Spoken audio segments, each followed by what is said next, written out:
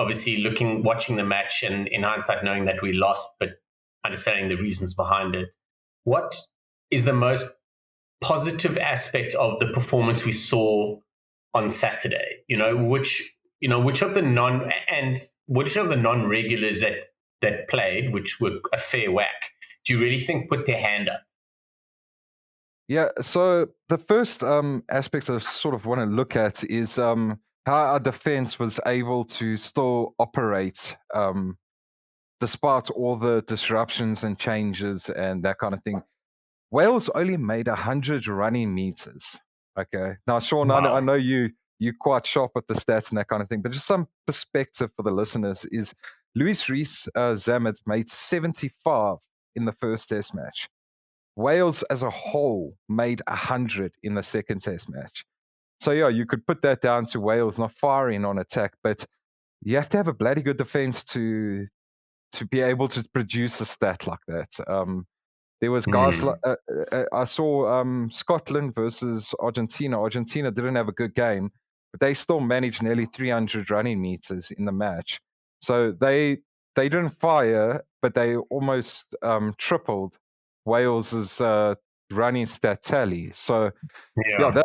that's one of the aspects that's I really caught my eye. As far as players go, you can't not talk about Kurtley Orense. I thought he was fantastic, whether defending, attacking. He had an opportunity where he probably should have scored early on, and I think it was his first touch in Test rugby. And yeah, if people are saying if it's Cheslin Colby in that position, he probably scores, but not everyone's Cheslin Colby, unfortunately. Well, he's pretty close to it, and I'll tell you, Yeah. on Kirkley answer, the thing that stood out for me most, especially in the first half, was how he was on defense. Well, I mean, the guys that he tackled, he pretty much made all of his tackles. I think he made 9 on the day, and I'll just double check that he made. He He made had a 6. high tackle count. Yes, he had a really high tackle count, but it was who it Yeah, was and the fact that I don't think he missed one, but he stopped the guys. yeah. So he made 6 tackles. He didn't miss, and the tackles that he made on were on Faletau and Cuthbert, both guys Yeah. that have a good 20 kgs, 30 kgs on him. So fair play to him. He had a very good game, I think.